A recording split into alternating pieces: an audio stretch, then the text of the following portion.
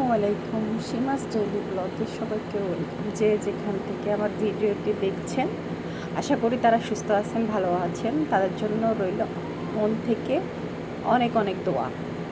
তো আজকে আপনাদের কাছে একটা আমাদের রংপুরের ঐতিহ্যবাহী আঞ্চলিক একটা মজাদার লাবড়া শেয়ার করব। আমাদের রংপুরে এটা খুবই জনপ্রিয়। জানি না অন্য কোনো জেলাতে এই খাবারটা কিভাবে খান বা আদৌ জানেন কি না জানি না, তাই ভাবলাম আপনাদের সাথে শেয়ার করি। এটা গরমের সময় এলে কাঁঠালের বিচি দিয়ে এই লাবড়াটা খেতে ভারী মজা লাগে।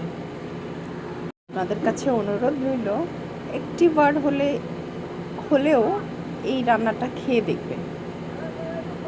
মানে সবাই রান্না পারে, একই রকম হয়, কিছু কিছু জায়গাতে একটু ভিন্ন ভিন্ন ফ্লেভার থাকে।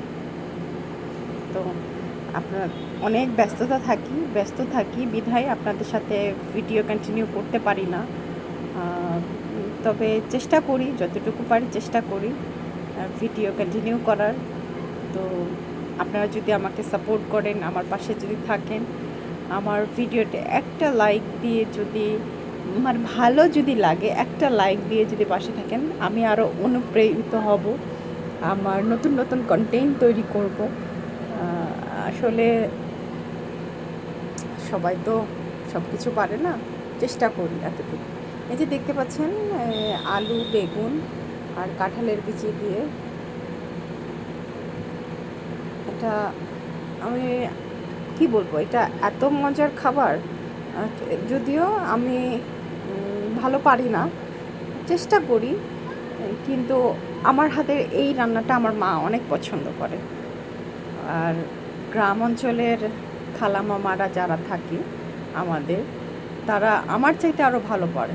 কারণ চুলার রান্না, খড়ির চুলার রান্না এত স্বাদ কল্পনার বাহিরে, সেটা গ্যাসের চুলাতে হয় না।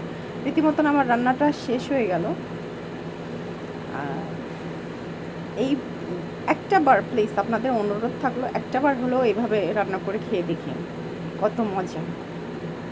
তো ছোট্ট একটা ভিডিও আপনাদের শেয়ার করলাম। ভালো থাকেন, সুস্থ থাকেন, আল্লাহ হাফেজ।